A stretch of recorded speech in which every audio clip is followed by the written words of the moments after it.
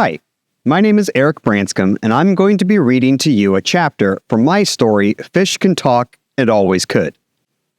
Chapter 2.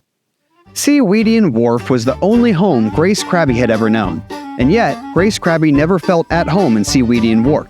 Grace was a free spirit, an imaginative 12-year-old whose creativity seemed endless. I don't know if you've ever spent time surrounded by crusty fishermen, but they tend to not be those things.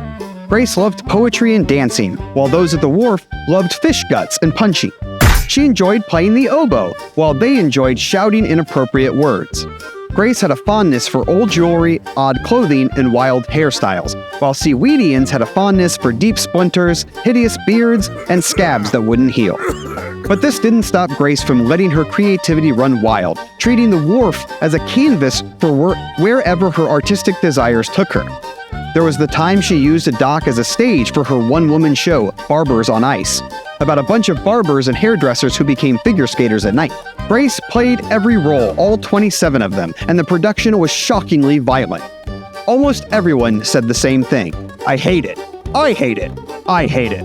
I love it, said Bad Opinion Carl, whose nickname wasn't doing Grace any favors. Or there was the time she painted a giant mural on the side of the Tackle Tavern, the most popular restaurant in town. Travis Tuna, who owned the Tackle Tavern, had asked Grace to paint this mural and even offered to pay her. Pay her in barnacles, unfortunately, but it was payment nonetheless. His only instruction was to make sure the name of the restaurant was somewhere on the mural. Otherwise, Grace was allowed to paint whatever she wanted. Grace somehow painted one of those hidden 3D pictures where you squint your eyes to see the message. She promised Travis that the hidden message was the Tackle Tavern, but when people squinted, what they saw was nearly unanimous. I see nothing. I see nothing. I see nothing. I see a choo-choo train, said Bad at Seeing Carl, who had changed his nickname to better fit the situation.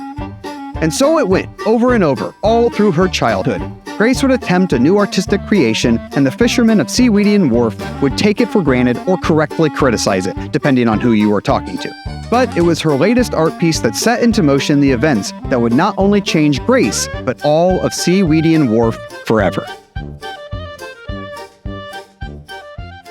If you like what you just saw, there's plenty more of that, and this book might explode. Go to explodingworld.com to get yours now.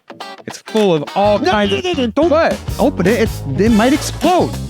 Eric, it's just a cool title to come with. It's full of all kinds of... We wouldn't call it This Book Might Explode if it's not going to explode. It might... Isn't... Might... Do not open that book. They have to see it. If you open it, it's going to blow.